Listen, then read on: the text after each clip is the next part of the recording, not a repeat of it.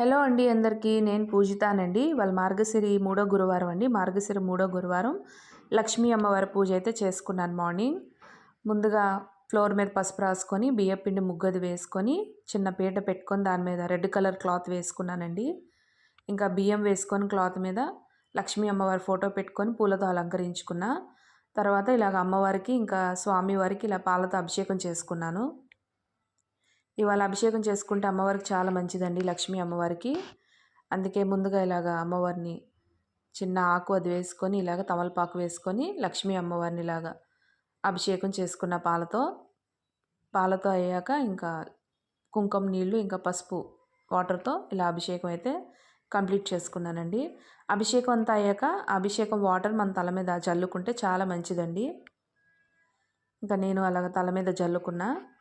ఇంకా అభిషేకం అంతా అయిపోయాక పసుపు గణపతి తయారు చేసుకున్నానండి.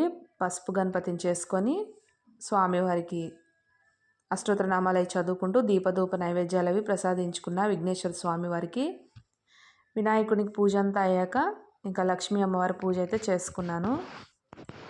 లక్ష్మీ అమ్మవారికి అష్టోత్తరనామాలు చదువుకుంటూ షోడశోపచార పూజ చేసుకున్నానండి. లక్ష్మీ అమ్మవారికి పూజ అంతా అయ్యాక ఇంకా నైవేద్యం అది ప్రసాదించుకున్న. ఇవాళ నైవేద్యం వండానండి. కొంచెం అమ్మవారికి నైవేద్యం అది ప్రసాదించుకొని పువ్వులతో అక్షింతలతో అష్టోత్తరనామాలు అవి చదువుకుంటూ లక్ష్మీ అమ్మవారికి వాళ్ళ పూజ అయితే కంప్లీట్ చేసుకున్నానండి. మార్గశిరి మూడో గురువారం ఇంక ఇలా పూజ అయితే చేసుకున్నా. ఇలా డెకరేషన్ చేసుకున్నా చిన్నగా. ఇంకా తమలపాకు దీపం పెట్టుకుంటే మంచిదండి మార్గశిరి గురువారాలు. ఇలాగ ప్రతి వారం తమలపాకు దీపం అనేది పెట్టుకుంటున్నాను నేను. ఇంకా ఇలాగ పంచహారతి అది చూపించుకున్నానండి అమ్మవారికి. లక్ష్మీ అమ్మవారికి వాళ్ళ పంచహారతి అది చూపించుకొని ఇంకా పూజ అయితే ఇలా కంప్లీట్ చేసుకున్నానండి.